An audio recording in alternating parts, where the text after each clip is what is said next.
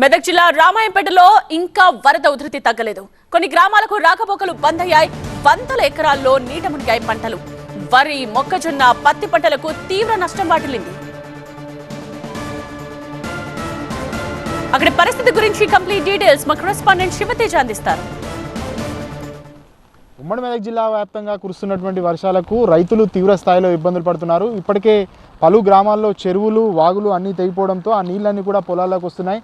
ప్రస్తుతం మనం విజువల్స్లో చూస్తున్నాము. మనం వరి పొలంలో నిల్చున్నాం. మోకాళ్ళ లోతు నీళ్లు అన్నీ కూడా పొలాల్లోకి చేరుకున్న పరిస్థితి మనకు కనిపిస్తుంది.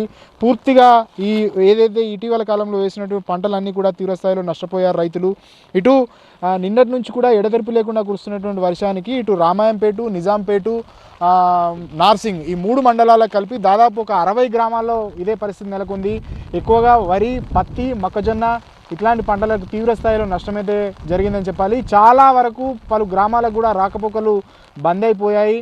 ఇక్కడికక్కడ చెరువులు, వాగులు ఉప్పొంగి పొర్లుతుండడంతో నీళ్ళన్నీ కూడా ఈ విధంగా పొలాల్లోకి చేరుతున్నటువంటి పరిస్థితి కనిపిస్తుంది. ముఖ్యంగా వరి వేసుకున్న రైతులంతా కూడా దాదాపు ఒక 1 వీక్ క్రితమే ఇదంతా కూడా వరి నాట్లు వేసుకోవడం జరిగింది. ఇప్పుడిప్పుడే వరి కోలుకుంటున్న క్రమంలో ఈ విధంగా ఎక్కువగా వర్షం నీటిలో ఉండిపోవడంతో ఇదంతా కూడా పాడయ్యే అవకాశం ఉంది. కాబట్టి రైతులంతా కూడా తీవ్రస్థాయిలో ఆందోళన చెందుతున్నారు. ప్రభుత్వం ఆదుకోవాలంటూ కూడా విజ్ఞప్తి చేస్తున్న పరిస్థితి కనిపిస్తుంది. అయితే గత 2 రోజులుగా కూడా రామాయంపేట ప్రాంతంలో ఎక్కువగా వర్షం పడుతుంది. దీనికి తోడు వరద కూడా తీవ్రస్థాయిలో వస్తున్న క్రమంలో రామాయంపేట పరిసర ప్రాంతాల్లో ఉన్నటువంటి రైతులైతే తీవ్రస్థాయిలో నష్టపోతున్నారు.